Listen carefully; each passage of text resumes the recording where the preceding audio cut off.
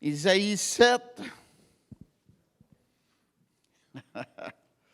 ça nous parle de la naissance de Jésus.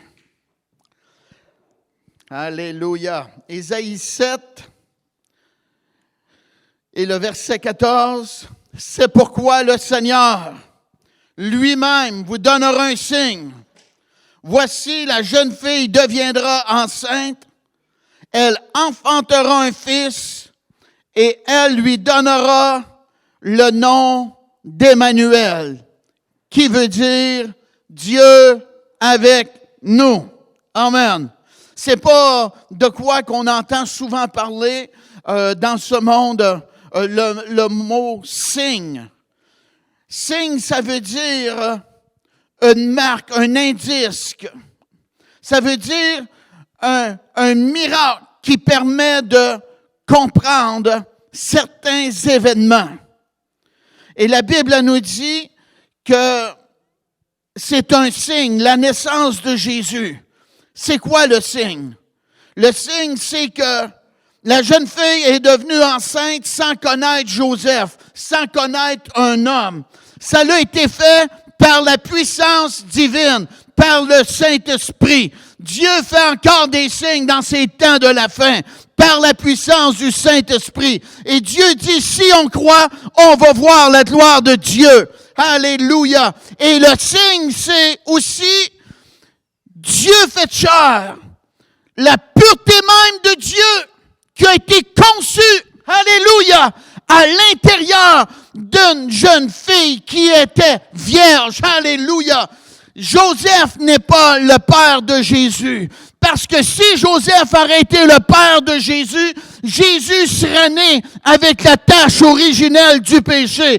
Parce que le sang vient de l'homme, l'enfant de l'enfant, le sang de l'enfant vient de l'homme.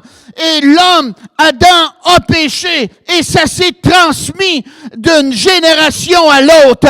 Mais Dieu dit, c'est un signe, alléluia, amen. Le Saint-Enfant qui naîtra de toi, on va l'appeler le Tout-Puissant. Il sera appelé le Très-Haut, alléluia. La pureté même de Dieu, incorporée dans un corps humain. Merci Seigneur. Et il s'appelle Emmanuel, Dieu avec nous. Hey! Alléluia. La Bible nous dit, allez dans Luc, le 2e chapitre, s'il vous plaît. Luc 2.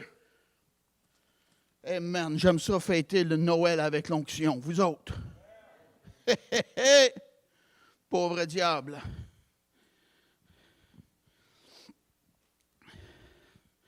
Luc, 2e chapitre, commençons au verset 8. Je vais parler de Jésus qui est la lumière aussi. Tiens, ça fait du bien la lumière. Ça nous éclaire, on voit mieux. Amen. Luc, 2e chapitre, commençons au verset 8. Il y avait dans cette même contrée des bergers qui paisaient dans les champs les veilles de la nuit pour garder leurs troupeaux. Et voici un ange du Seigneur leur apparut, et la gloire du Seigneur resplendit autour d'eux. Ils furent saisis d'une grande frayeur. Wow! Avez-vous pensé, vous êtes un fermier avec vos bœufs, vos vaches, vous êtes dans le champ, après faire votre travail, vous occupez d'eux autres, surveiller. Hey! Et un ange vous apparaît. Vous auriez le poil de ses bras, là. Et ça n'arrête pas là. C'est la gloire du Seigneur resplendit autour d'eux. La pureté de Dieu s'est manifestée. Ils ont vu la pureté de Dieu dans ce monde caché et perdu dans le péché. Hey. Ils furent saisis d'une grande frayeur, je crée bien. Hey. Les anges de Dieu, ce n'est pas des cupidons.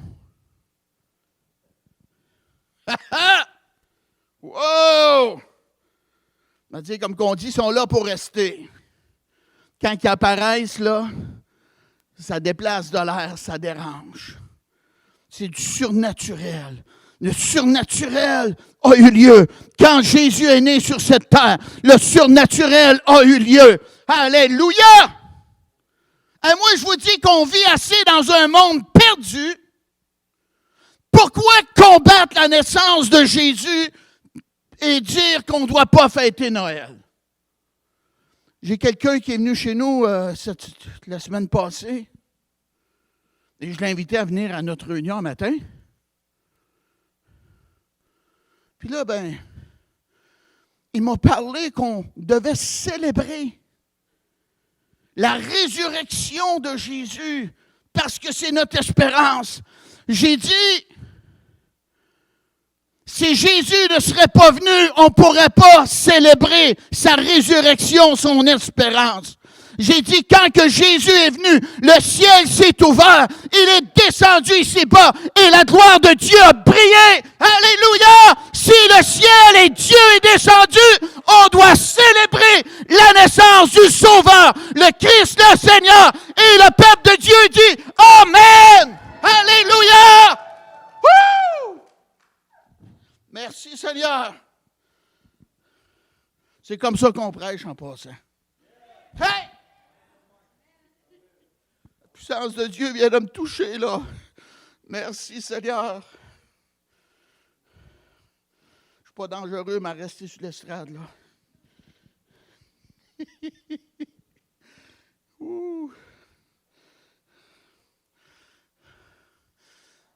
M'a dit comme l'ange. Mais l'ange leur dit, ne craignez point, car je vous annonce une bonne nouvelle. Je vous dis un matin, ne craignez point, car je vous annonce une bonne nouvelle, qui sera pour tout le peuple le sujet d'une grande joie. Peuple québécois, la bonne nouvelle, c'est que Dieu a tant aimé le monde, qu'il a donné son Fils unique, afin que quiconque croit en lui ne périsse point, mais qu'il ait la vie éternelle. Alléluia!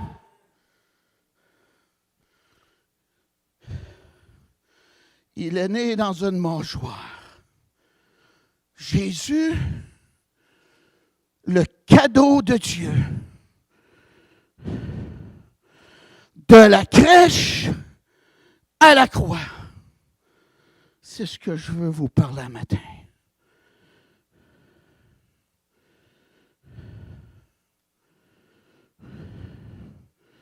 Une mangeoire.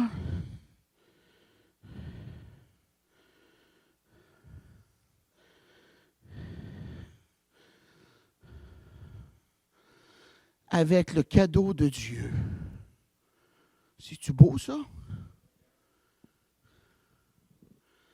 Oh! Il n'est pas là, mais... Le petit Jésus!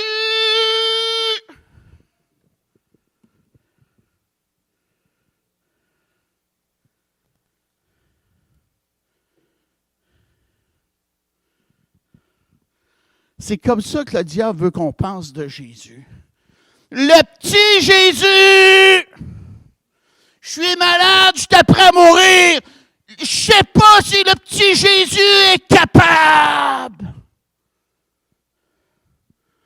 Ils ont grandi, ils sont rendus à 70 ans, 75 ans, puis ils vont vous parler encore du petit Jésus. Moi, je vous dis que le petit Jésus a grandi. La Bible nous dit qu'il avait une très grande sagesse. Alléluia. Le petit Jésus qu'on les Québécois appellent, il est venu comme une lumière dans ce monde. Hérode, le roi méchant, n'a pas demandé où est le petit Jésus. Il a dit où est le Christ? De quel endroit doit venir le Christ? Le Christ, ça veut dire le oint de Dieu, celui qui a la touche de Dieu sur sa vie, qui est capable de faire l'impossible possible. Alléluia! La Bible nous dit qu'elle est de lieu en lieu, faisant du bien et guérissant tous ceux qui étaient sous l'empire du diable. Et le peuple de Dieu dit Amen! Hey! Ça, c'est Jésus. Changez votre mentalité, c'est plus le petit Jésus. Il est ressuscité d'entre les morts.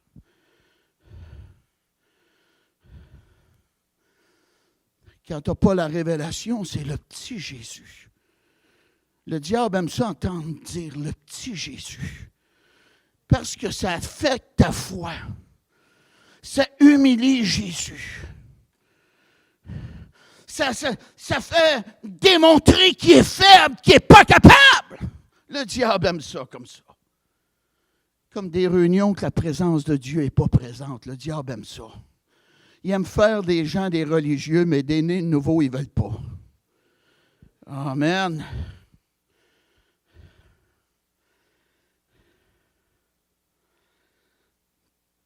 Où est le Christ? À quel endroit qu'il doit naître? À Bethléem. Bethléem, ça veut dire maison du pain. Hey!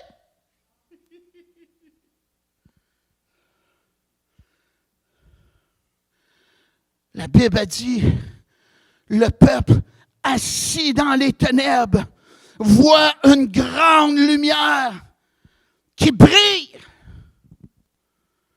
Assis dans les ténèbres.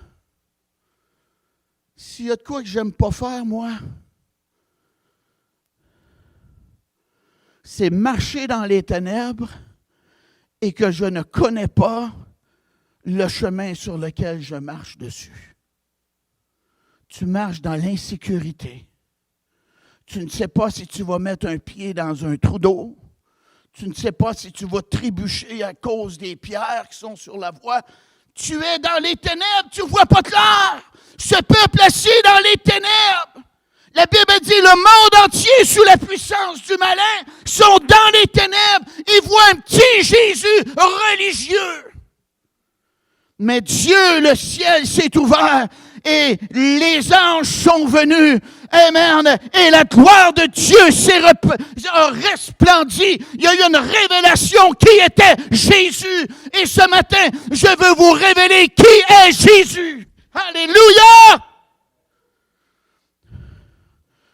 Dieu passe par des serviteurs. Il passe par des servantes dans ces temps de la fin.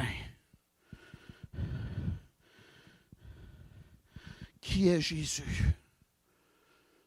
Une lumière brille dans les ténèbres.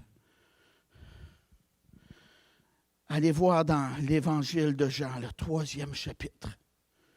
Merci Dieu. Pardon.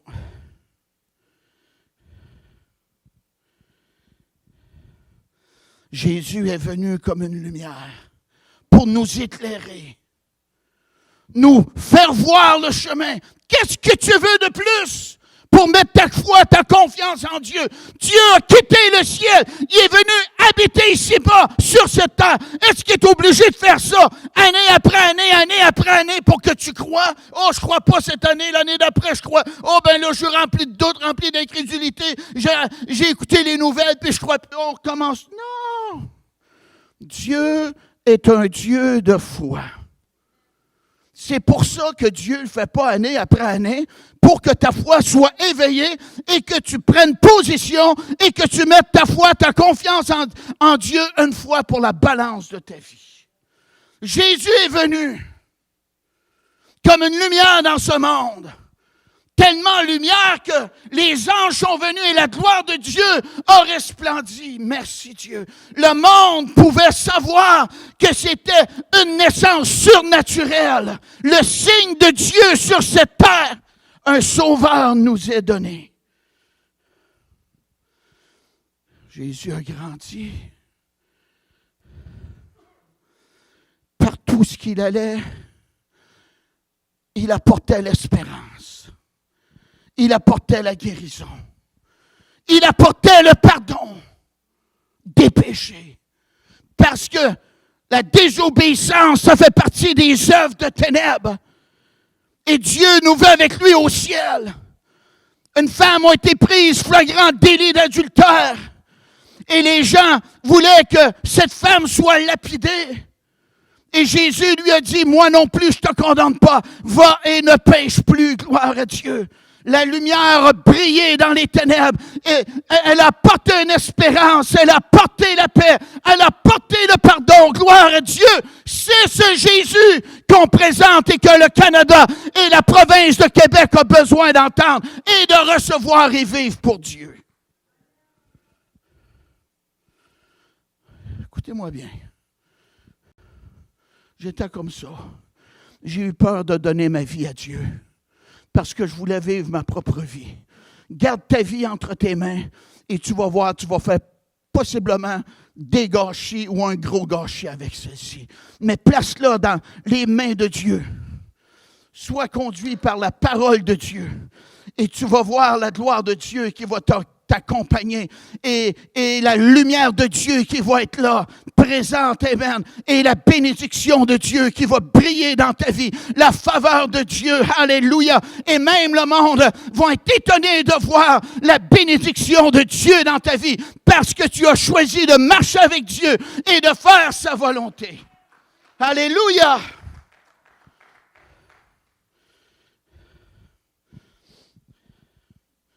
Une autre chose que Jésus a fait, pas juste prier, il est venu pour qu'on croie en lui. Croire en Jésus. Quand j'étais nouvellement sauvé, j'allais témoigner au Parc Minor à Granby. Je témoignais ailleurs aussi, puis des fois, je me faisais dire, je crois. Ah oui. Fait que j'étais nouveau. Fait que j'ai dit, ben, t'es sauvé. C'est ça que la Bible. Si tu crois, tu seras sauvé. Fait que t'es sauvé. Mais j'avais un point d'interrogation avec quoi dans ma tête. J'ai dit, il y a de quoi qui ne marche pas, là. Ça cloche, voyons, c'est pas comme ça. C'est pas comme ça. J'ai appris. Croire en Dieu, c'est mettre notre confiance dedans. C'est pareil comme lorsque vous êtes assis sur le banc ou sur la chaise. Vous avez cru dans le banc, vous avez cru dans la chaise et vous vous êtes confié dedans. Vous vous êtes assis dessus croyant qu'elle était capable de vous supporter. Et c'est la même chose. Lorsqu'on croit en Dieu, on se confie dedans lui. Alléluia. Amen. On confesse nos péchés et on s'attend à la bénédiction de Dieu dans notre vie. C'est ça, croire en Dieu. Celui qui croira et qui sera baptisé sera sauvé, nous dit la parole. Croire en Dieu. Verset 18, Jean 3. Celui qui croit en lui n'est point jugé. Mais celui qui ne croit pas est déjà jugé parce qu'il n'a pas cru au nom du Fils unique de Dieu. Le diable, c'est ça qu'il ne veut pas. Il ne veut pas que vous croyiez en Jésus. Il ne veut pas que vous croyiez en Dieu. Il nous bombarde avec toutes sortes de choses à travers les médias, des paroles de sagesse. Le diable n'a pas peur des paroles de sagesse, la réflexion humaine. Qu'est-ce qu'il a peur? C'est la parole de Dieu. Qu'est-ce qu'il a peur? C'est des prêcheurs qui apportent la parole de Dieu avec l'onction du Saint-Esprit et qui donnent l'opportunité aux gens de se repentir. Là, le diable va combattre ces prêcheurs-là. Pas parce qu'ils sont pas bons, parce qu'ils sont un danger pour le royaume de l'ennemi. Et des hommes vont venir à connaître le Seigneur et marcher avec Jésus suite à cela. Alléluia. Et Dieu, c'est ça qu'il veut. Il veut qu'on croie dans Jésus. Un seul chemin. Jésus dit, je suis le chemin, la vérité et la vie. Nul ne vient au Père que par moi. C'est les paroles de Jésus. Verset 19. Et ce jugement, c'est que la lumière étant venue dans le monde, les hommes ont préféré les ténèbres à la lumière. Parce que leurs œuvres étaient mauvaises. Ben oui. Quand tes doigts crochent, puis ton cœur est croche, puis que tu sais que tu ne fais pas bien, puis que tu te dis, ben ça va me coûter 50 000 si je commence à marcher avec Jésus, tu te dis, ben ça ne m'intéresse pas. Je sais qu'il est correct, mais moi, ça ne m'intéresse pas, ça me coûte trop cher. La Bible dit, car quiconque fait le mal, verset 20, est la lumière et ne vient point à la lumière. Ils ne viennent pas à l'église entendre la parole. Ils savent qu'ils ne font pas bien. Amen. Pas parce que le prêcheur n'est pas bon. Parce que leur cœur n'est pas droit. Ils sont dans les ténèbres, puis ils veulent rester dans les ténèbres. Et ne vient point à la lumière de peur que ses œuvres ne soient dévoilées. Mais celui qui agit selon la vérité vient à la lumière. Quand ton cœur est droit, puis que tu aimes Dieu, puis que tu veux faire la volonté de Dieu, tu n'as pas peur même de rencontrer Jésus, puis avoir un tête-à-tête avec lui, et manger ton bol Lipton avec lui à la table. Amen. Ton cœur est droit. Hey, Jésus, s'il y a de quoi qui ne marche pas, dis-moi-les, par exemple. Hein? Amen. Tu vois, tu es dans la lumière, ton cœur est droit, tu veux bien faire, tu n'as pas peur de Dieu, tu n'as pas peur de Jésus. Amen. Et c'est même une joie de venir à l'Église, glorifier et vanter Dieu. Amen. De remercier Dieu. Alléluia. Amen. Et même de chanter Minuit chrétien, c'est l'heure solennelle. Peuple debout, chante ta délivrance. Alléluia. Mais celui qui agit selon la vérité vient à la lumière, afin que ses œuvres soient manifestées, parce qu'elles sont faites en Dieu. Jésus est venu comme une lumière. Il est venu afin qu'on croie en lui. Et il est venu comme la parole. Jean, 1er chapitre. Commençons au verset 1er. Au commencement était la parole, et la parole était avec Dieu, et la parole était Dieu. Qu'il y ait des poissons, c'est la parole de Dieu qui a fait que les poissons ont été créés. Qu'il y ait des astres dans le ciel, c'est la parole de Dieu qui a créé. Qu'il y ait de l'herbe qui pousse, c'est la parole de Dieu encore. C'était Jésus, la parole. Et la parole nous dit, verset 14, « Et la parole a été faite chair, et elle a habité parmi nous, pleine de grâce et de vérité. » Dites-le, Jésus n'a aucun mensonge en lui. Il est plein de vérité et plein de grâce. Alléluia! C'est-tu bon, ça? Et nous avons contemplé sa gloire, une gloire comme la gloire du Fils unique venu du Père. La parole a été faite chair. Allez dans Jean 3.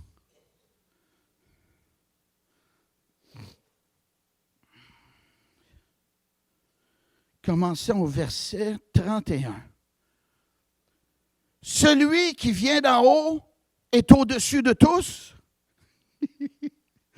Wow, j'aime ça prêcher en feu de même. Celui qui est de la terre est de la terre. Et il parle comme étant de la terre. Fait que vous allez écouter la radio, là, ou la télévision après-midi, vous allez entendre parler des choses de la terre. OK? Là, moi, je vous parle des choses d'en haut. La parole de Dieu. Amen. Celui qui vient du ciel est au-dessus de tous. C'est qui vient du ciel? C'est qui vient du ciel? Une dernière fois, c'est qui vient du ciel? Jésus! Il est au-dessus de tous! Au-dessus de tous! Hey! Alléluia! Au-dessus de n'importe quel politicien, au-dessus de quel fondateur de religion. Il est au-dessus de tous parce qu'il est venu du ciel. Dieu fait chair. Alléluia! Gloire à Dieu. Écoutez bien, verset 32. Il rend témoignage de ce qu'il a vu et entendu.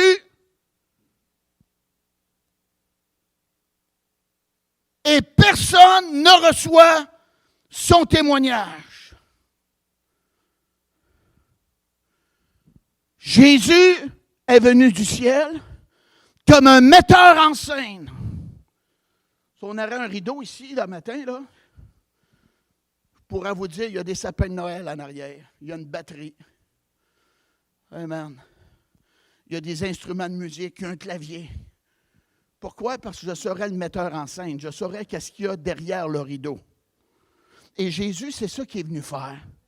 Il est venu nous parler de qu'est-ce qu'il y a au-delà du voile de l'éternité. On l'a lu, c'est écrit plein de vérité. Wow! Il n'est pas ici pour nous mentir. Il est ici pour nous avertir. La parole faite chair. Mais nous, on est trop intelligents pour croire qu'est-ce que Jésus a à dire. Et la Bible, elle nous dit, on n'a point reçu son témoignage. Paf! C'est de valeur pour toi. Tu vas être surpris dans l'éternité. Comment grave mourir sans Jésus?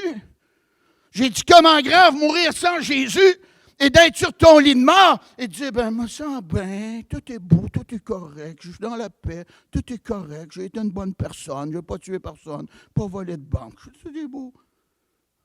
Hey! Il nous a parlé de l'éternité. Qu'est-ce qu'il y a? Dans le livre de Luc, ça nous parle d'un mauvais riche et du pauvre Lazare. Le mauvais riche, son péché était qu'il n'y avait pas de compassion.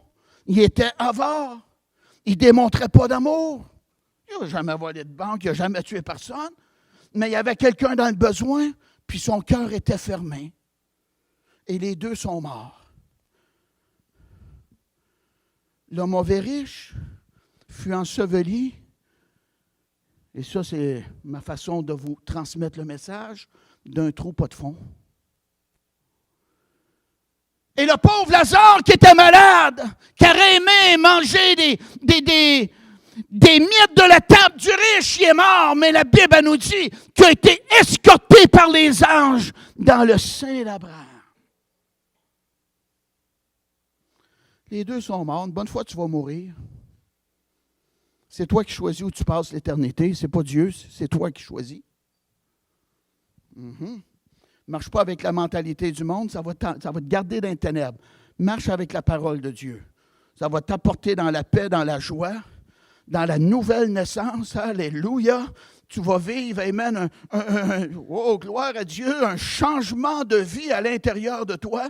En passant, si tu as accepté Jésus et tu n'as pas changé, recommence à nouveau, parce que tu n'es pas assez bon pour que le bon Dieu ne soit pas capable de te changer. Amen. Les deux sont morts. Et le mauvais riche, lui, il a aperçu Lazare dans l'endroit de repos.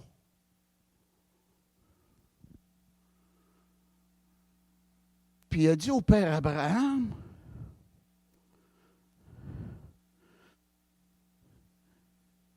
fais que quelqu'un aille dire à mes frères de ne pas venir dans ce lieu de tourment. Et Abraham a dit, ils ont les prophètes, la loi de Moïse. En d'autres mots, ils ont la parole de Dieu. Ils ont la parole de Dieu, qui entendent la parole et qui marchent avec cette parole-là. Oui. Dieu te veut au ciel. Jésus est mort d'amour. Un sauveur nous est né, le Christ nous est donné. Pourquoi qu'il est venu? Il n'est pas venu pour qu'on parle de lui, pour faire une belle histoire.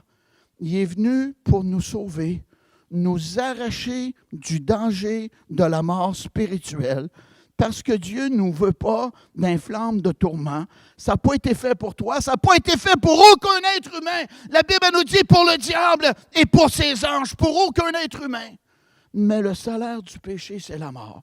Donc, quand on désobéit à Dieu, on entre dans une dimension spirituelle de mort spirituelle, de séparation d'avec Dieu, notre Créateur. Et Jésus, la croix, est un pont pour nous emmener à Dieu. Regardez la croix, elle est faite en forme de plus. Quand tu vas venir à la croix de Jésus, ton cœur va avoir plus de paix, plus de joie. Tu vas connaître plus de liberté. Alléluia. L'apôtre Paul a dit, si je vis, ce n'est plus moi qui vis, c'est Christ qui vit en moi. Merci Dieu.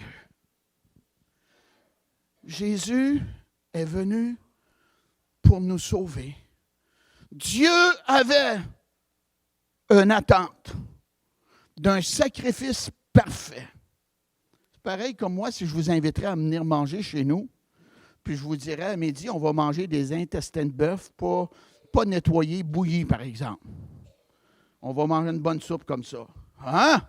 Je dis, hey, pasteur Poulindi, tu fous des malades, toi, je ne mangerai pas ça. Hey, voyons, je ne suis pas comme ça, moi, je suis quelqu'un avec des principes. Tu vois, tu es quelqu'un avec des principes. Et Dieu, il faudrait qu'il accepte n'importe quoi parce qu'on se sent bien dans ça. Non!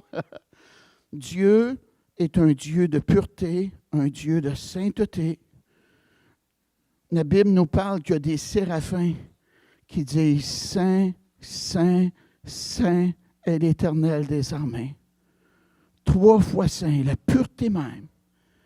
Et Dieu, la pureté même, et le paradis qui est pur, le ciel qui est pur, il ne peut pas accepter un pécheur rebelle qui montrait le poing, puis qui disait des bêtises, puis qui sacrait après, puis après le souffle manque, puis on s'en va au ciel de même. Non, ça ne rentre pas comme ça.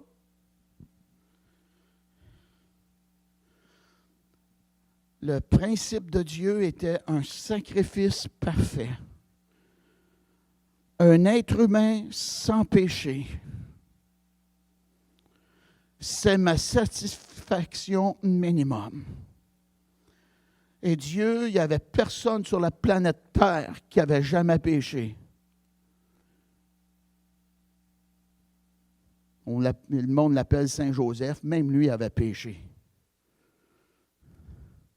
Il n'y avait personne. Donc Dieu a dit, m'a m'incorporé dans un corps de chair, pareil comme tout l'être humain. Et moi, je vais aller vivre parmi ce monde pécheur perdu, qui ont besoin de délivrance, ténébreux, qui sont en rébellion contre moi. Je vais descendre au milieu d'eux.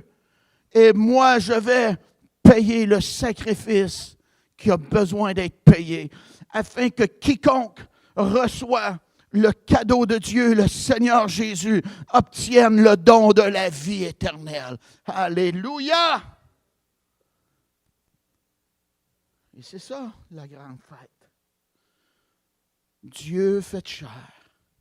Il est venu parmi nous.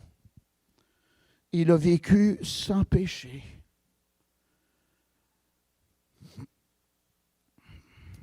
Il a été mis au rang des malfaiteurs. 3 croix. Jésus placé entre les deux. Peut-être démontrant le pire des 3. 3 croix. Une croix qui représente hier, un autre qui représente aujourd'hui et un autre qui représente demain. Et sur la croix, au-dessus de la tête de Jésus, il était écrit « Jésus le roi ». Pas n'importe quel Dieu, un seul Sauveur, un seul Seigneur, le roi des rois, le Seigneur Jésus. Jésus le roi, le cadeau de Dieu. Amen. Et lorsqu'il était sur la croix, le diable avait tellement peur de Jésus, parce qu'il savait que Jésus était prêt à payer le prix pour la libération de la race humaine, qui était prêt à payer le prix de la condamnation, de la culpabilité de tous les pécheurs, de tous les péchés qui peuvent exister sur cette terre. Et là, quelqu'un a dit, il ne peut pas sauver, sauve-toi toi-même, descends de la croix. Et Jésus a dit, dans la parole, je donne ma vie. Volontairement, il a donné sa vie. Il est resté sur la croix. Il a expiré.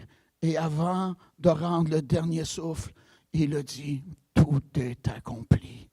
Maintenant, le sacrifice parfait est payé. Tout est accompli. J'ai été là-bas. J'ai vu le mont Golgotha. C'est même fait comme une tête de crâne. Ça s'appelle le lieu du crâne. C'est fait comme cela. Le prix est payé. Le cadeau de Dieu est fait. Maintenant, qu'est-ce qu'on en fait de ce cadeau?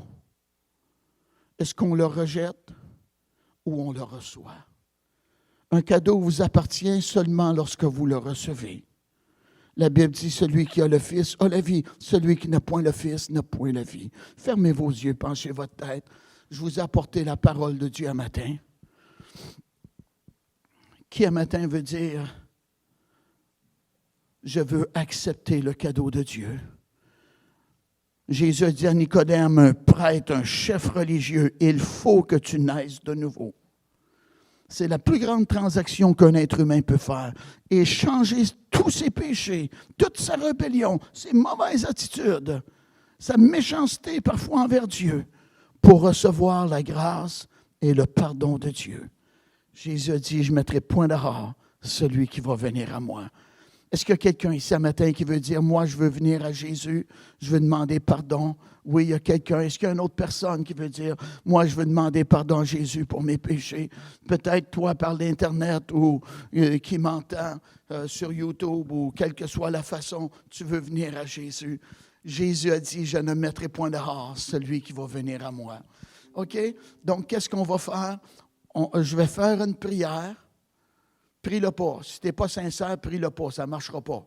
Mais si tu es sincère, tu veux que ton nom soit écrit dans les registres des enfants de Dieu au ciel et que tu veux que la présence de Dieu vienne habiter en toi, tu veux une vie nouvelle avec le Seigneur Jésus, une courte prière va faire un bouleversement intense dans ta vie. À la mesure que tu abandonnes ta vie à Dieu, Dieu va la prendre et Dieu va bouleverser ta vie en bien. OK? Répète après moi cette prière. J'invite les gens de l'Église à aider les autres qui veulent peut-être accepter Jésus. Dites-le, Seigneur Jésus, je viens à toi, je me repens, je regrette tous mes péchés.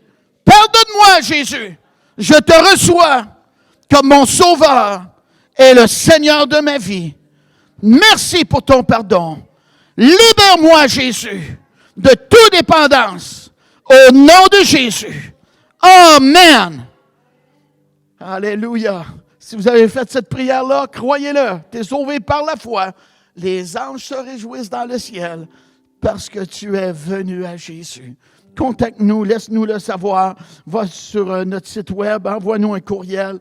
Amen. On serait content de savoir que, wow, une nouvelle personne est venue à Jésus. Bienvenue dans la grande famille de Dieu. Je t'aime, gloire à Dieu. Si tu es dans la région de Saint-Cécile-de-Milton ou de Granby et que tu veux une église bouillante, une église en feu, c'est les seules églises que tu dois aller d'abord. Viens te réjouir avec nous. Amen. Où est-ce que ça boucane? Ça, c'est pas bon, ça. C'est le feu. Dieu est un feu dévorant. Il vous baptisera du Saint-Esprit de feu. Où est-ce qu'il y a un zèle, un amour, une puissance. Le miraculeux a lieu.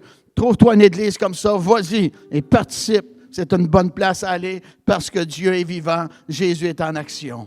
Que Dieu vous bénisse abondamment.